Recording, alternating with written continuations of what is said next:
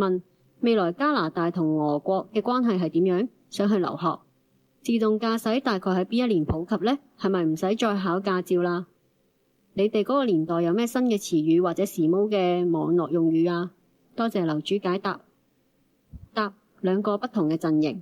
自動駕駛喺中國最終並唔成功。問：喺你嗰個年代，心理學作為一門科學係咪流行啊？答：2060年冇心理學，因為佢唔解決心理問題。問：你係邊個國家嘅人啊？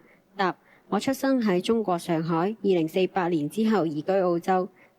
問：冷凍屍體然後復活係咪成真啊？答：冇聽過。問：俄羅斯呢？答：表面中立。問：同中東印度聯盟嘅話，中東嘅宗教問題對中國有冇傷害呢？日本、韓國、朝鮮、越南、菲律賓呢？答：朝鮮冇幾耐會有變動。問：你移居之前上海點樣啊？係咪一如既往係全國經濟中心呢？答：一直都係中國最好嘅城市。問：點樣證明你唔係惡作劇呢？仲有最近四川地區嘅地震頻繁，有冇咩大問題啊？答：下半年地震會好頻繁。問：樓主，請問紙質書會唔會徹底消失？如果消失會係咩年代呢？答：紙質書冇徹底消失，但不再普及，係作為收藏品同埋拍賣品。問：樓主喺2019年離開之後，你留低嘅一切痕跡，包括呢個貼文，會唔會消失呢？答：信息唔會消失，但係我會消失。問：請問喺20至30年代轉行最適宜嘅行業係乜嘢呢？答：20年代中後期從事生機農業。我印象中從事生機農業嘅生產者嘅親戚都好有錢。問：可唔可以唔去返工喺屋企做嘢啊？只需要眼球直入就可以實現好多工作係咪啊？唔需要坐喺辦公室對住電腦？答：20年在家工作有好多行業都實現咗。問：上海喺而家係咪仲係安全㗎？答：2048年之前都算安全。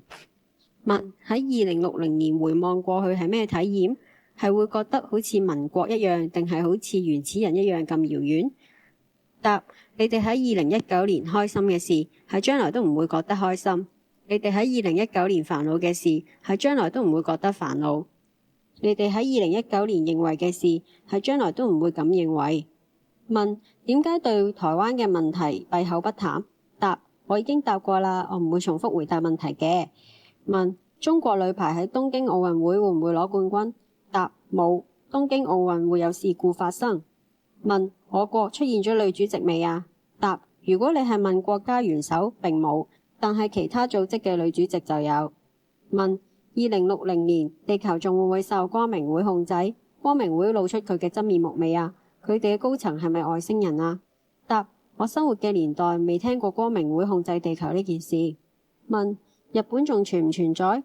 答：存在，但失去一半。問：下一個經濟危機係邊一年？答：中國嘅虎年。問：樓主你好，我想問一下2048年之後全球範圍入邊嘅宗教係咩狀態？答：歸一。問：樓主問你幾個問題。第一，2032年夏季奧運會喺邊個國家舉辦？第二，台灣嘅下一屆領導人係邊個？第三，今年下半年中國最勁嘅電影係邊一套？答：一，雅加達。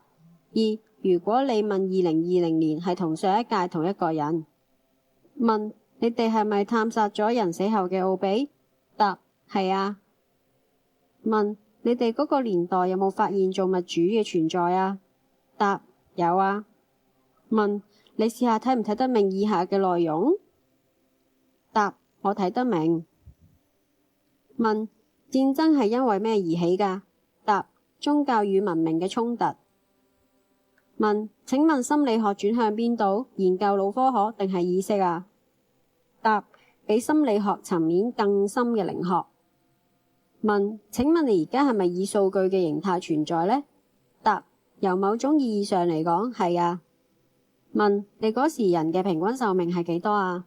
答：因為全球戰爭、大地震等等嘅因素，所以比而家低好多。問：樓主，我見到有人話未來30年亞洲除咗日本同埋台灣，其他城市都會一夜之中消失，非洲都會全部消失。地球上淨係剩返8種人去維持地球嘅新秩序，所以聽你咁講，中國喺未來都係會存在啦。答：存在。問：樓主可能去咗休息啦，都唔覆我嘅，估唔到類似數據存在嘅樓主都需要休息喎。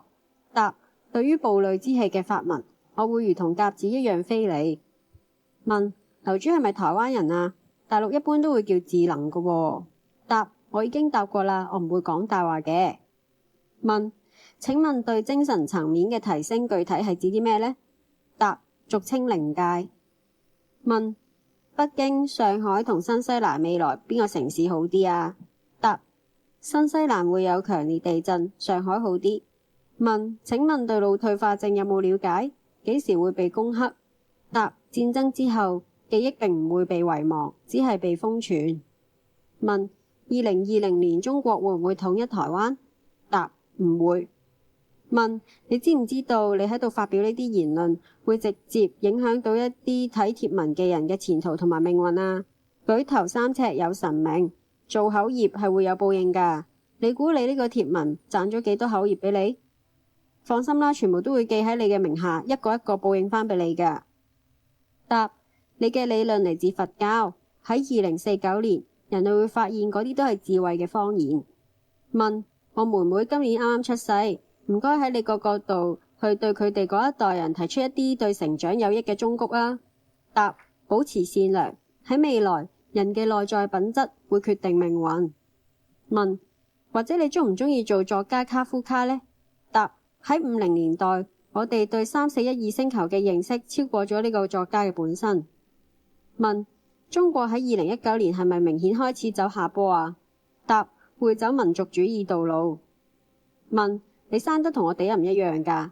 答：一樣。問：可唔可以講下時空穿梭嘅原理啊？答：喺物質嘅範圍入邊係冇辦法領會㗎，並唔係肉身嘅穿梭，係信息、意識、Spirit 嘅傳輸。問：樓主，上海全面垃圾分類係幾時啊？答：我出世嘅時候已經有垃圾分類咯。問：我有一個問題，你目前嘅狀態需唔需要瞓覺同埋禁食呢？定係可以24小時在線嗰個狀態？答：我跟隨2個星期嘅陰影行動。問：咁請問樓主，全世界邊啲地方適合定居呢？北歐、挪威、丹麥、芬蘭、瑞典，邊一個適合啊？唔該。答：歐洲將會係戰爭嘅發源地。問：想問一下，如果跟你所講有造物主嘅話，點樣認識命運呢？命運係咪真係一定嘅呢？個人嘅努力到底起幾大作用呢？答：命運係過去嘅用詞，我哋叫定命。個人命運只係如浮塵漂浮，定命則係有確定嘅結果。有定命，個人嘅努力可以加快定命嘅完成，亦都可以延遲。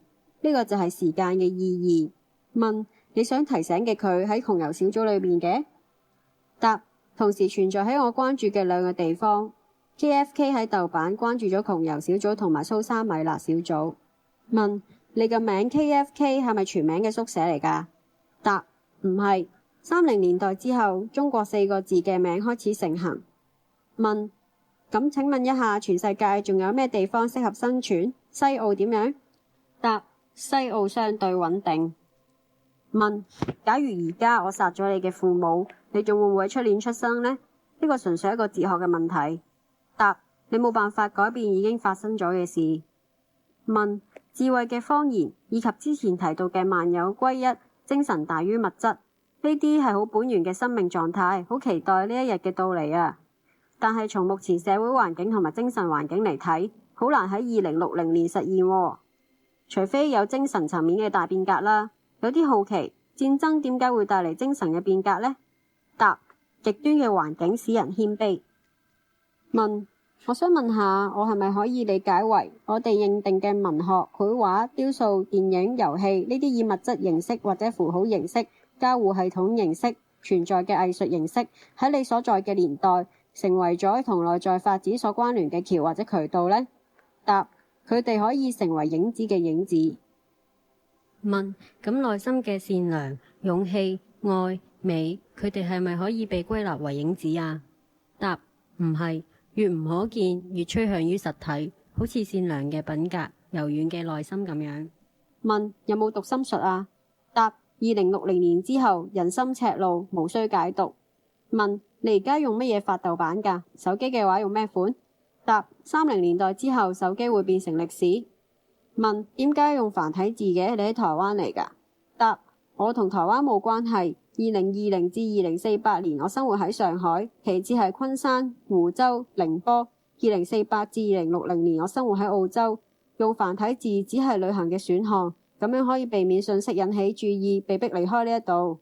問手機會唔會成為歷史？咁樓主你哋未來替代手機功能嘅係乜嘢？答最早稱之為物聯，後嚟係芯片植入。問樓主你咪文科生啊？答30年代之後冇文理之分。問我會唔會嫁俾吳亦凡啊？答呢個明星喺我童年嘅記憶存在過，上咗一個令人印象深刻嘅熱點新聞。問咁你點解會有台灣人嘅後癖啊？答未來人東亞文化上有高度嘅融合，可能你哋會唔習慣，但係你哋嘅後輩如果喺大城市生活，都係咁樣講嘢㗎啦。問冇錯啊，我都想問喺未來回望對當下嘅年輕人嘅發展有咩建議啊？答保持善良嘅品質同埋敬畏之心。問請問你係通過科技時空旅行定係神秘學嘅方法？造物主係俾人類發現定係自動現身？佢會唔會同人類溝通㗎？答兩者都有，我都未講得住。問面對我哋對你嘅質疑，你有冇咩想講啊？答冇。問樓主你話你想提醒一個人，講到咁鬼圓，係咪想吸引一啲人私信你，然後佢哋做啲唔好嘅嘢啊？呢啲騙局我見過唔少啦，可能冒犯到你啦，但係我覺得我都係提醒下其他人好啲。答我只係喺呢度留下痕跡。問你而家嘅數據狀態係咪全知全能㗎？知唔知道網絡連接嘅每件事？答冇人可以全知全能，我只係進入咗另外一個感知嘅領域。人喺物質束縛之下冇辦法領會嘅，人脫離束縛就會明白一切。問2060年仲有冇新浪微博啊？答冇。問日本遷都去邊度？答遷都江山。問樓主我係今年高考嘅，聽日就要出成績啦。我而家處於一種睇唔到未來好迷茫嘅狀態，就係好喪嗰種感覺，生活好似冇晒希望啊。答好好生活啦，生活喺20世紀初會面臨最特別嘅人生，時間並唔係冇意義㗎。問歐洲發展成點啊？答因為中東宗教嘅滲入，成個顯得軟弱無力，直到一個強盛嘅人物出現，戰亂因佢而起，亦都到佢為止，世界因此震動，一切改變。問嚟自未來嘅你能唔能夠睇透我哋嘅心啊？答可以，包括你哋嘅焦慮、憂傷、空洞、煩躁、憤怒、懷疑、無知、悖逆、無奈、無助、驚恐。問請問過幾日 G20 峰會之後，中國會發生咩改變啊？或者按照你之前提到嘅第二次冷戰，日本同韓國會同中國呈現咩關係呢？答日韓表面中立。問你話歐洲會有危險，請問2020至21年適唔適合去英國留學呢？或者去日本留學會唔會有危險呢？答20年代嘅歐洲，特別係英國，相對安全。問哇，咁你點睇我啊？好奇啊，雖然感覺你唔會答我呢個問題。答自卑嘅另外一面係對未知事物嘅不確定，呢個性格特質係美好嘅。問樓主我想問一人口80億減到53億，主要係因為戰爭定係疾病啊？二你所處嘅年代會唔會有會計呢個職業？答一都有，二唔會再叫會計。問既然唔想答中醫點樣，請問你喺我身上見到啲咩啊？答容易被騙。問又話南方邊境會出事，又話雲南貴州移居，究竟係咩意思呢？答時間地點唔同。問有個講法話哆啦 A 夢嘅作者其實係未來人，佢以自己嘅所見所聞創造咗哆啦 A 夢呢個角色，其中嘅道具都會喺未來逐步實現，而且大雄等人係幾十年前人嘅縮影，咁樣係咪真㗎？答唔係。問法國嘅未來點樣？答軟弱。問其實想問喺30年代小米呢個公司發展成點，仲存唔存在？個人覺得佢嘅產品都 OK 啊，但係銷情好差喎，想知道擺脫咗營銷差勁呢個泥潭未啊？答：冷戰係全面嘅，冇一個科技公司可以逃避到。